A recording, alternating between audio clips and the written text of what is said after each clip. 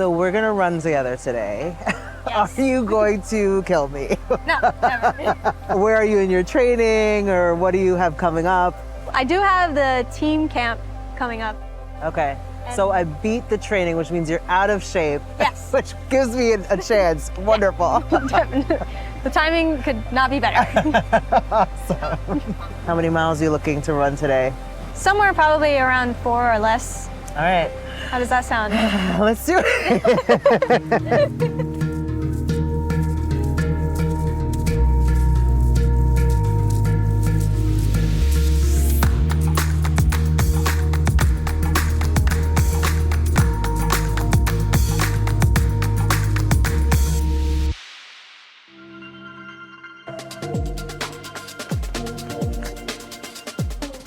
My name's Rosalie Fish. I'm a 21-year-old athletic advocate. I'm an athlete at the University of Washington. I'm queer and I have a mental disability. I run for missing and murdered Indigenous women and Two-Spirit. I also am a member of the Muckleshoot and Cowlitz tribes. I grew up on the reservation. Most importantly, I'm a sister. Thank you for the run. That's great. When did running become more than just running for you? When I was younger, I had actually been living with undiagnosed bipolar. And at one point, I actually got really bad suicidal ideation. Oh, wow. And when I was recovering from that, I was able to find running. It gave me a routine, and it helped me regulate my days and my breathing. What I think about running that's so powerful is that it provides this coping mechanism, but so many people don't know that. One thing that's really Indigenous is that seeing health holistically, both spiritually, mentally, physically. There's each part of us. So even though bipolar is considered a mental disorder, by taking care of our bodies and appreciating them can actually help treat things like bipolar and depression. How did running enter your life? Following up in my sophomore year of high school, and I had decided, I've been running on my mental health and I've been getting a little bit better, and now I wanted to challenge myself and actually join the track team and compete at Muckleshoot Tribal High School. And they threw me in a uniform and they're like, oh yeah, we finally got someone. Get her on the track. You didn't know you were starting the track team. Yeah.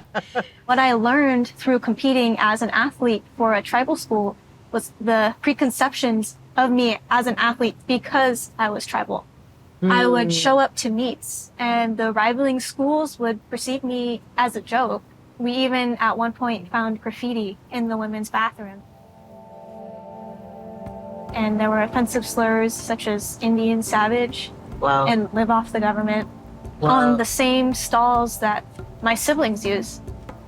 And through being an athlete at tribal school, I learned that I was not only representing myself as a competitor, but I am bearing the traumas of Indigenous youth and Indigenous athletes in Washington. And that's where it became more than running. It became representing my people and standing up to these stereotypes and showing up on the line and people doubting me, people thinking I'd already lost the race, only to come up and win it.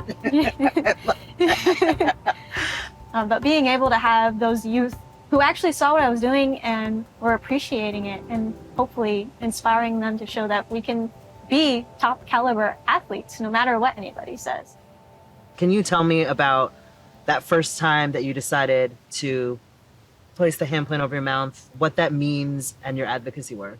Missing and murdered Indigenous women and Two-Spirit has been a huge part of my community since as long as I can remember. I would see the missing persons posters. There would be people in my life who had just disappeared. I saw Jordan Marie Daniel, a mutual friend of ours, running the Boston Marathon, and she had a red handprint and then the initials MMIW down her leg.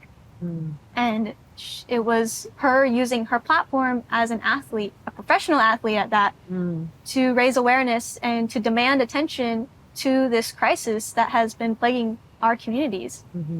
I realized that I needed to be doing so much more, and she had shown me what I need to do. So I messaged Jordan Marie Daniel. I'm a huge fan, and I want to ask your permission to follow in your footsteps and use my state championship meet to run for a missing and murdered Indigenous woman and Two-Spirit.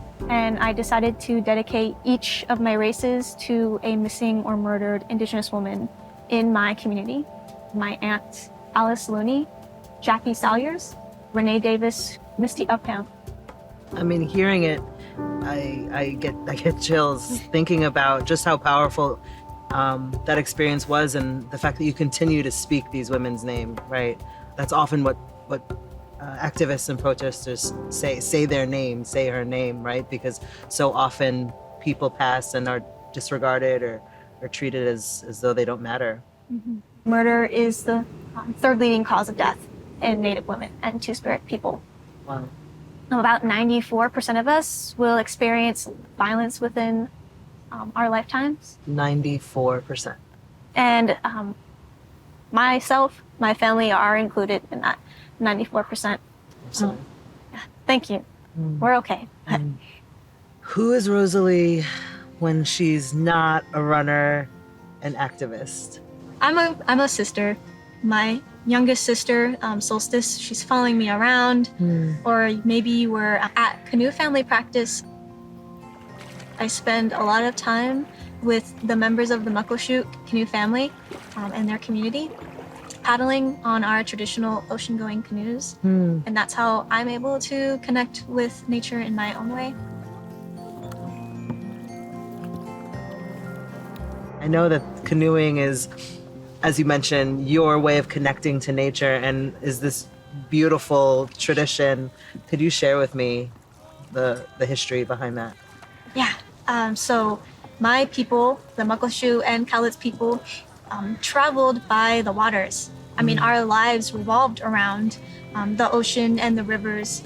It's what gave us life. And we are able to practice what we call the traditional highways, which are the oceans.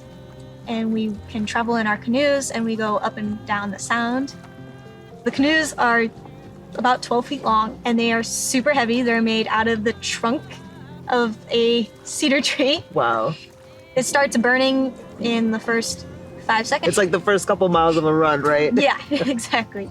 But the fact that it's so difficult, it's like I have that privilege to be practicing this and to be going through that pain. And it's the closest thing I have to prayer, similar to running. That's that, even though it might be painful or it's tough, it's the privilege of being able to do it in the first place.